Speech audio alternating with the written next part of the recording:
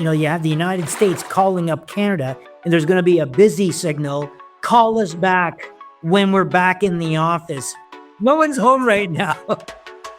Welcome back, everyone, to another electrifying episode of Tank Talks. I'm your host, Matt Cohen, and joining me as always is the one and only John Ruffalo. Get ready as we dive headfirst into the hottest news and most exciting headlines at the intersection of business, innovation, and politics. Welcome back to the Tank, John. Happy New Year, and holy shit, what do we have in store for us today? I don't even want to ask about what your holiday plans were and how your Happy New Year's was, because we have too much to dig into with Justin Trudeau resigning after 9 years as Prime Minister. Something we talked about a few times on the podcast, but holy moly, this is something that probably a lot of people were hoping for, but not really sure how this was going to play out. Were we going to have a lame duck prime minister or office? Were we going to have a prorogued parliament? Well, it seems like we got all of the worst things all at once here. Mm-hmm. We have a resignation that comes with him still staying in office until a Liberal Party picks a new leader. We have a party of Liberals that are in complete dissent and disarray, especially after Chrystia Freeland publicly announced her resignation. You have a potential leadership race that could be putting names like Chrystia Freeland, Mark Carney, LeBlanc, Melanie Joly, Francis Philippe Champagne, and former BC Premier Christy Clark, all potentially taking the job. But what has really changed here, John? I mean, we still have a broken country, a prorogue government until the end of March, and just in time for the Trump presidency to take charge in a few weeks. What do you think happens? Let me give you an analogy here. We have the Titanic that is minutes away from striking the iceberg, and we're trying to figure out what color paint should we paint the deck is what's happening here right now. Nothing has really changed. We still have a liberal government here. We don't have timing for an election. What do we know? We know that there's not going to be an election until around May 1 at the absolute earliest. Then the question is, so there was no mention that once there is a leader and resignation, we will call an election. That was very intentionally not stated. And then who the hell knows what the NDP is going to do? Now, there has to be a vote done between March 24th, when they return back, to probably April 1, where there needs to be some sort of a budget in there, which would give rise to a vote of non-confidence, presumably. And hence, maybe that's when an election will be called, and it'll be you add 37 days onto that, and so you're talking May. But we still don't know, so we have this lame duck void when the United States the new administration is coming to power in 14 days. So you still have to have a potentially interim leadership selected and appointed within the Liberal caucus to basically management government affairs. And the choice of an interim leader could change some part of the party's direction, which I don't think will happen given the lead that Pierre has. But what does this mean, though, in terms of like how an election can actually take place here? Because again, you mentioned that the NDP may have some impact on it. There's got to be this leadership race. There's been conversations about how anyone who's a citizen or non-citizen over the age of 14 years old can also kind of hijack this leadership election. So many things are moving out right now. And then you have on top of this a prorogue government in the same time of a Trump transition. Like, how bad can this really get for us for the next few months? Yeah, so just think about it. You have the United States calling up Canada, and there's going to be a busy signal. Out of office. Call us back when we're back in the office, hanging up the phone. In one of the most consequential times that we need to be ready. It's a travesty. It's an embarrassment. We had plenty of time to avoid this, but we're just running into the side of a mountain right now. What do you think we can do as constituents within our own provinces, though, and get some of our provincial leaders to speak up and try to make an impact? Nothing? Yeah, I mean, certainly that's very helpful. We've already seen the provinces of Alberta and Ontario in particular making their overtures. But part of the challenge is, this is not a province by province issue. It is a national issue. If they impose tariffs, for example, that is a tariff on Canada, not on a province. So it's helpful. And at a bare minimum, if there is an ability for our political leaders to say, look, folks, we're going through our inner turmoil. There will be an election coming at some point. Could you please just hold off until we get the house in order? But, boy, that's an awful way how to run a country. Please, John.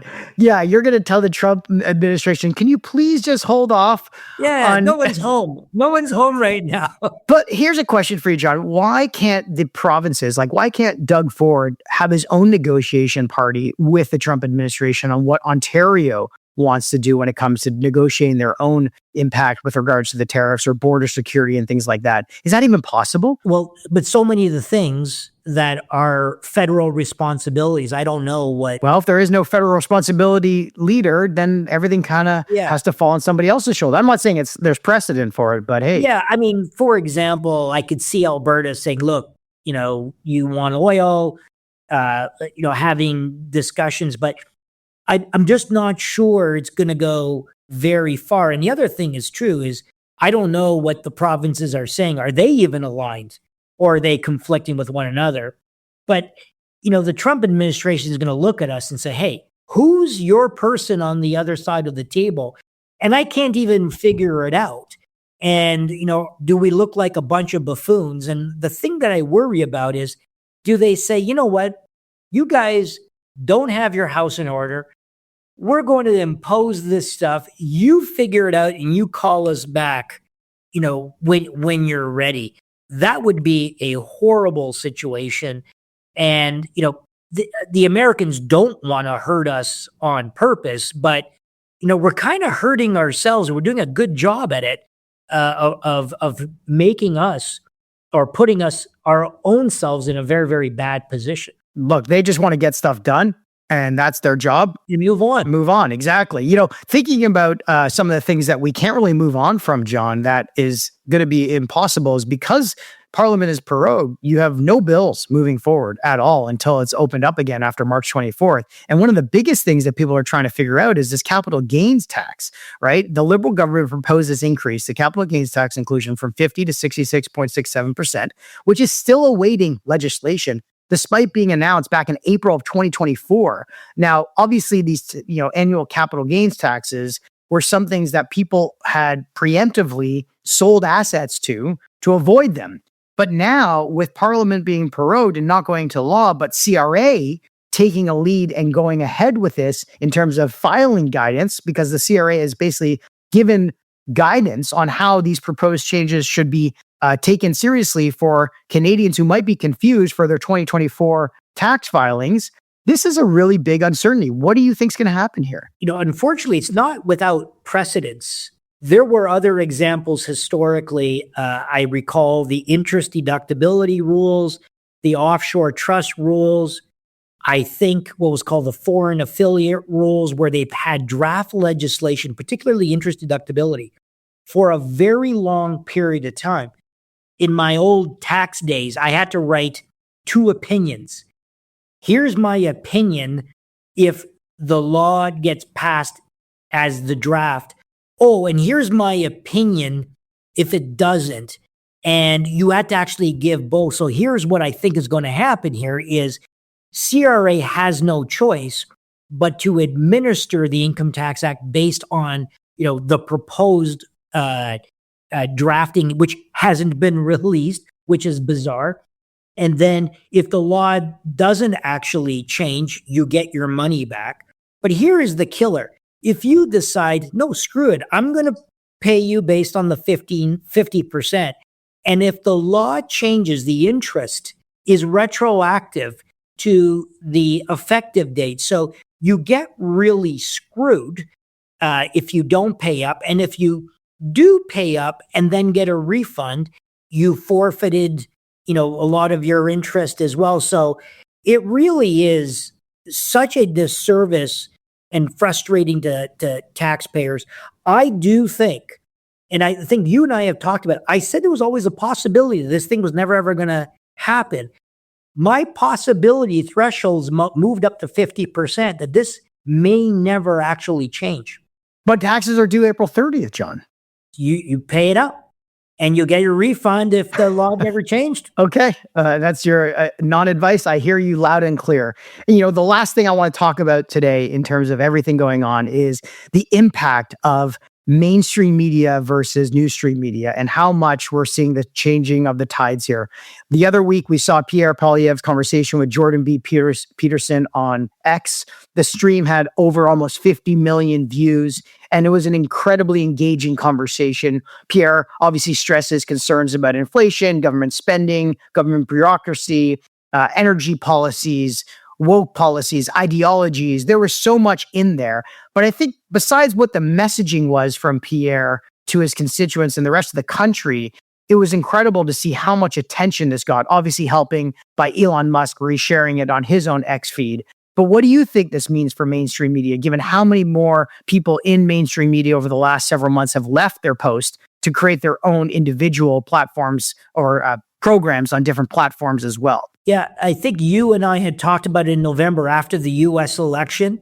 That was the demarcation point of the fall, the final fall, the official fall of the mainstream media, certainly as it relates to political matters.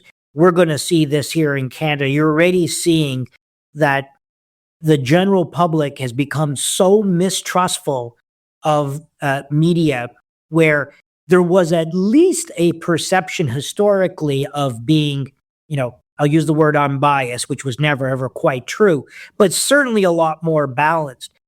The moment the traditional media took very strong political positions, many of the folks who had a different position just dismissed it and started going to their various social media channels. And what you're going to see, and it's going to be more and more polarizing as people are going to just simply follow their very specific channels. It could be WhatsApp channels, it could be X and all the other social media channels where people are getting the vast majority of their information. And what I have said is, and this is what I do, I really started doing this in the past year.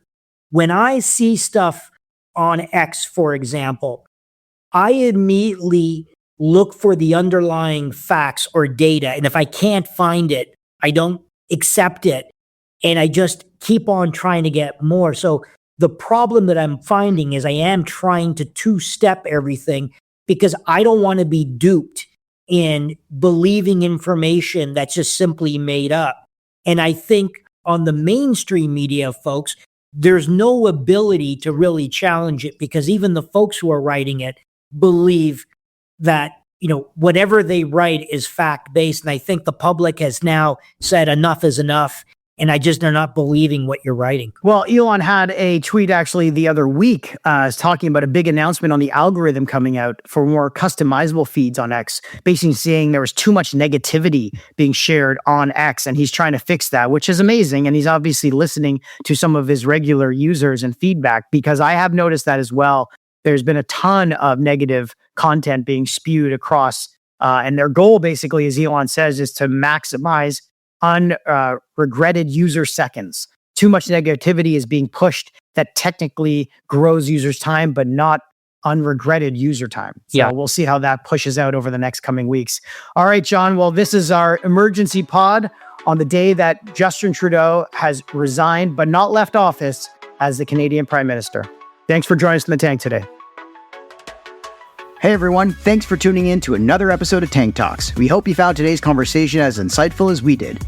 If you're enjoying the show, we've got 3 quick things to ask of you. First, hit that subscribe button on your favorite podcast platform so you never miss an episode, whether that's Apple Podcasts, Spotify, Google Podcasts, or YouTube.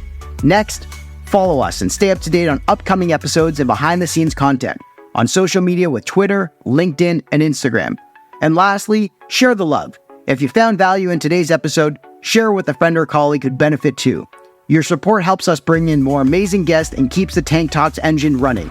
That's it for today. Until next time, keep disrupting and innovating.